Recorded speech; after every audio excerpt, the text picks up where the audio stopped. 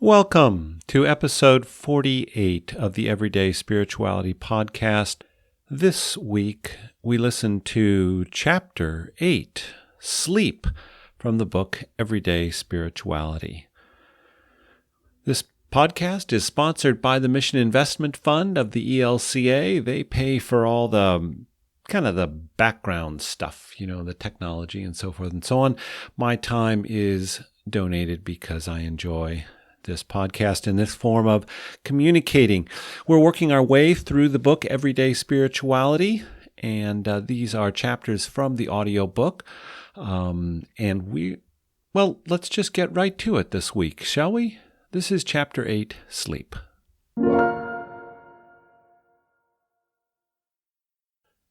Chapter 8, Sleep. Our host for the week in Honduras, Father Dagoberto Chacon, asked me a simple question early on that first morning. ¿Dormiste bien? The early hour and my poor Spanish language skills, however, prevented me from understanding him. How did you sleep? Did you sleep well? Someone from our group translated. Sí, muy bueno, I replied. Dagoberto's question was appropriate because we were staying in some very rustic cabins and sleeping on even more rustic beds. But waking to the sound of roosters, a donkey, and the birds in these highlands near the Nicaraguan border made up for our sore backs. I had indeed slept well after spending the previous day mixing concrete for the construction of a church building in the Central American colonial-era town of Yuscarán. Have you noticed how curious we are about each other's sleep? Around the world, people ask this same question. It's so common that our response is often automatic. How did you sleep? Or perhaps, did you sleep well? This exchange reflects our curiosity in something we all share. I sleep, therefore I am. Is there a creature that does not sleep? According to the National Sleep Foundation, virtually all animals do indeed sleep, some more than others. For instance, cats often sleep 15 hours a day, while dolphins have the unique ability to let half their brain sleep while the other half is active. Now, wouldn't that be convenient? For humans, sleep is an absolute requirement for living. Deprived of sleep, we first become irritable, then our memory is impaired, and eventually sickness or even significant health decline may follow. Who among us does not know the impact of a few nights of inadequate sleep? Sleep is not only a necessity, but it's also one of the great joys of life. Pause for a moment and consider how you feel when you wake up after a good night's sleep. I often feel refreshed and ready to go. I've got plenty of energy and my mind is clear. But after a night of poor or insufficient sleep, well, I'm not too eager to do much of anything. Sleep is essential for humans. It helps us with memory and muscles and wards off sickness. It's something we do every day or night. The biblical perspective on sleep covers a wide range of topics. There's the story of Jesus sleeping in the back of the boat, Mark 4:38, and a curious story about a young man falling asleep and falling off the second-floor choir loft during a late-night worship service, Acts 20:9. Sleep is also used as a metaphor for the dead, as in John 11. And for those who are clueless or spiritually or physically lazy, Proverbs 6:4-11. There's even the implied question that the absence of the presence of God might be an indicator that God is off somewhere taking an afternoon nap. Psalm 44, verse 23. In the original Greek and Hebrew languages, from which much of the Bible is translated, we have several different words for sleep, all with slightly different meanings. What this tells us, among other things, is that sleep was as much a topic of interest for ancient peoples as it is for us today. Sleep is an everyday experience, and in it we are engaging in another expression of spirituality. In addition to all the physical benefits of sleep, there are also the psychological benefits. When we sleep, we enter that mysterious cavern of the unconscious. We get to dream. The dreams we are given are lush with images and stories connecting us with aspects of ourselves that we find amusing, insightful, or horrifying. We know that God speaks through dreams. He has in the past, Joseph in Genesis 37 being the most well-known, and we believe God still does today. Having a wise guide today for this discernment is essential, lest we use a dream to justify a wrongful or unhelpful action. Before we dive into dream interpretation, let's take a glimpse into the dreams that are found in Scripture. Can you think of any passages in the Bible that involve dreams? Actually, we could probably write a whole book about all the dreams in the Bible. They are indeed that numerous.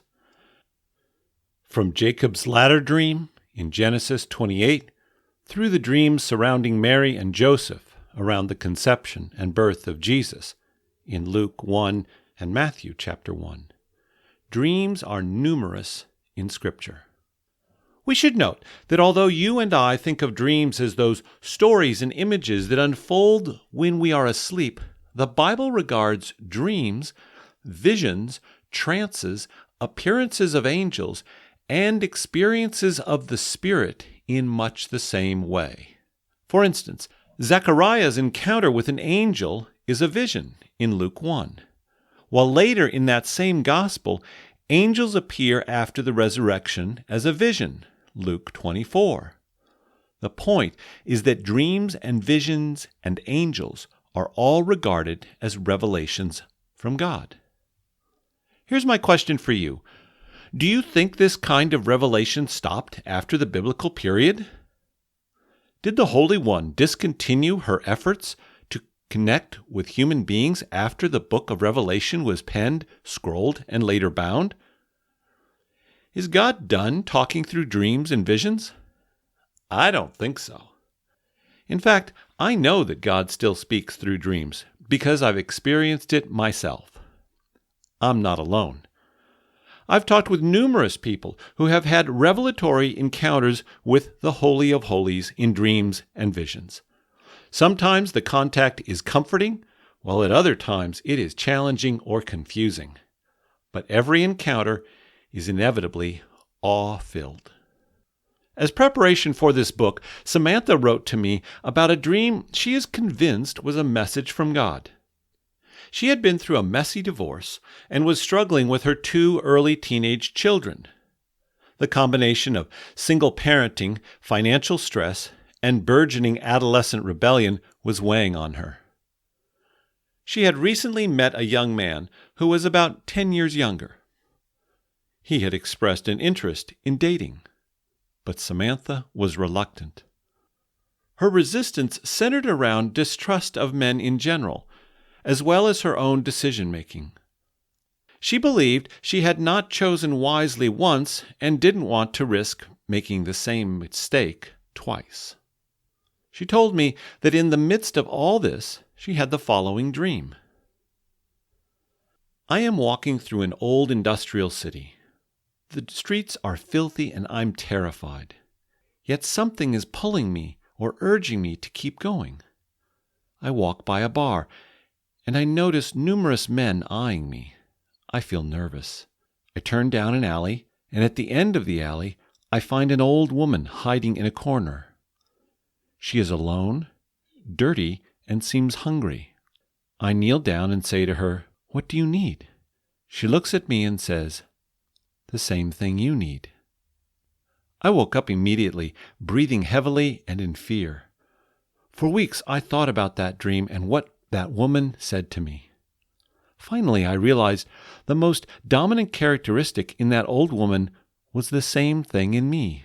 She was lonely, and I was lonely. I called the young man, and we went out for dinner. Samantha explained that while she and the young man only saw each other a few times, The experience led her back to a more active social life, one that included times with both men and women friends.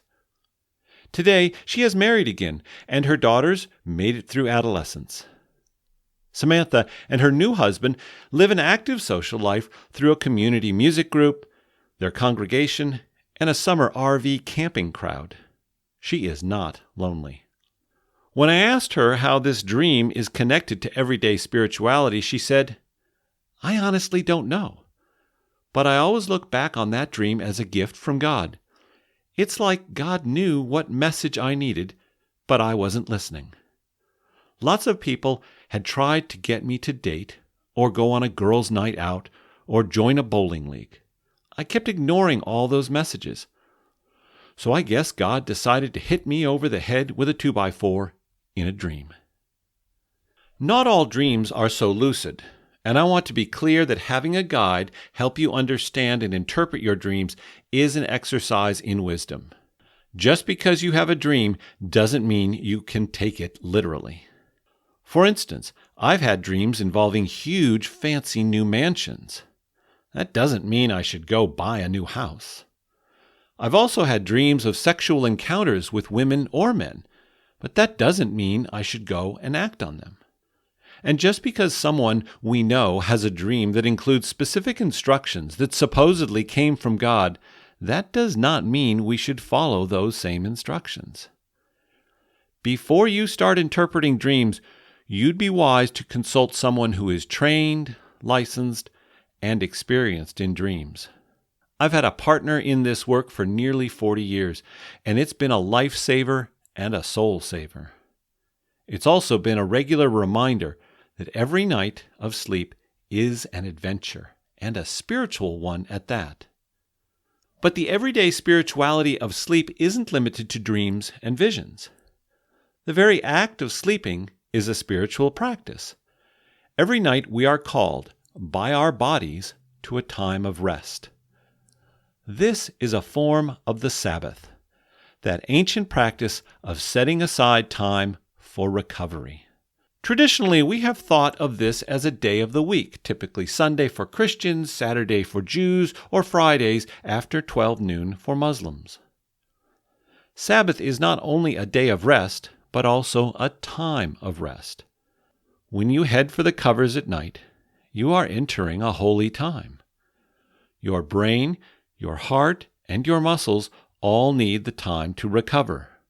This nightly Sabbath is an expression of everyday spirituality.